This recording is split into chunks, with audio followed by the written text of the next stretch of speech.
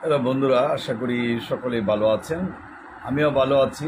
আজকে এই পেজে লাইভে আসলাম কারণ আজকে ঈশ্বরগঞ্জ চৌকি আদালতে যাব।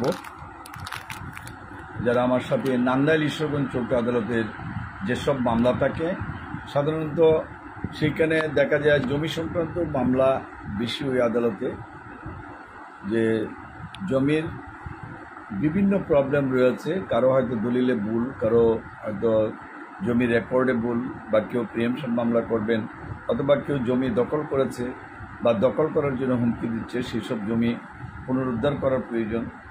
বা আপনার দেখা গেছে জমির ক্ষেত্রে বিভিন্ন ধরনের সমস্যা হয়ে থাকে।